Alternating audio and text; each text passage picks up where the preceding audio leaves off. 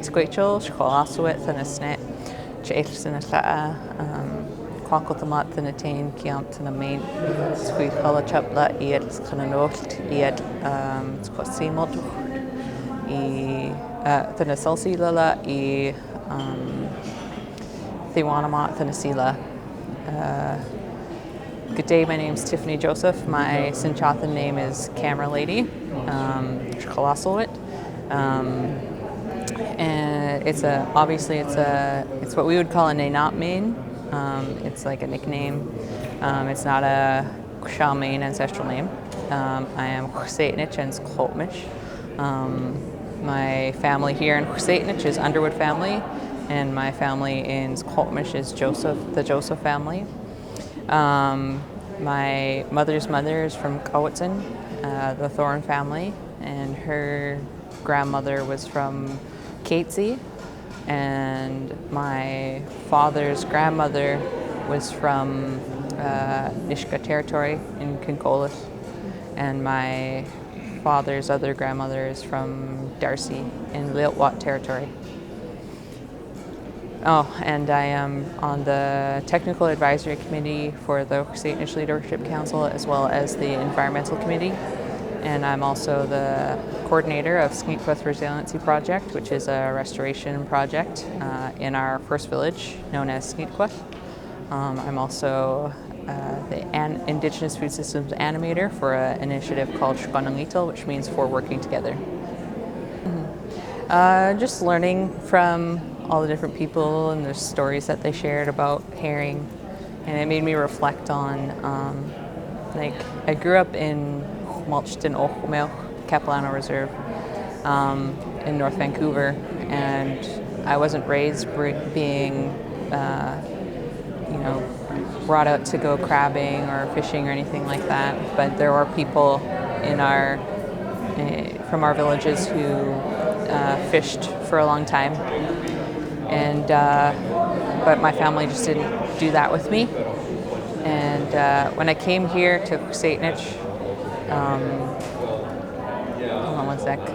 There's just one day in Chusatnich, in Hujatlap, which is known as Saralip First Nation, where I actually got to hear the herring in the bay.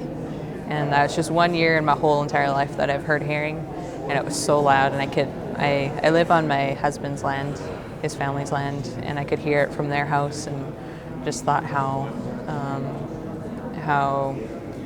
privileged we were to have that experience. And I was like, does this happen every year, or like what's the deal? Because I had never heard it before. Because even though I didn't grow up in Hujatlap, I did.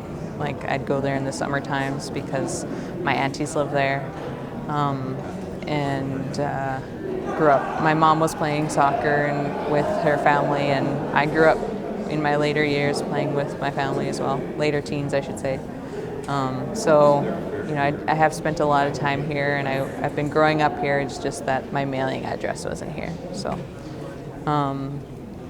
I really hope that my children will get to be able to have that experience of hearing that every summer at some point in their lifetime. It just sounded like crackling. The song, it just sounded like crackling, just like pop rocks is the best way I can describe it in my post-capitalistic upbringing. That's what it sounded like to me. Well, mostly had heard from people speaking up at the front in the first half of the day, and from that just reinforces thoughts I've had for a really long time, that any research that's done with anything conservation oriented has to have a baseline, because the government, the reason they can justify with their values anyway, opening up different fishing activities is because there's no baseline, or the baseline that they're using is based on potentially a really low population time. So we really need that baseline. We really need those baselines of not just herring, not just slonget, but salmon, killer whales, all sorts of whales, all sorts of fish, all sorts of marine flora, and also the native plants in different areas. And for it to be for it to be Indigenous research based, Indigenous research focused,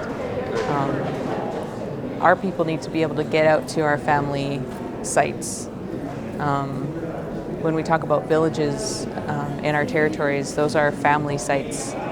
And we've been confined as Satish people to 4 reserves, but every family on each of those reserves has village sites throughout the Gulf Islands and the San Juan Islands, and even had places that we visited stayed at on the mainlands.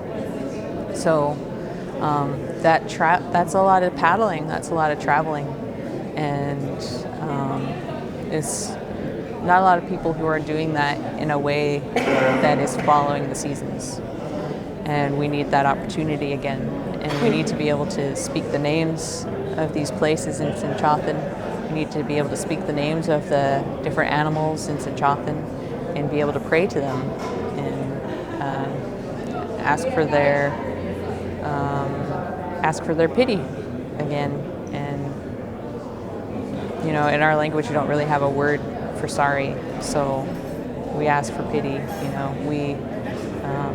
We as Satish people, or I should say our elders and our ancestors, fought really hard to protect our lands and waters.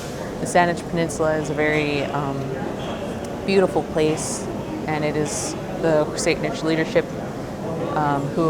who managed to protect the lands as long as they have. And it's our job, those of us who are descendants of those people, to do the same thing.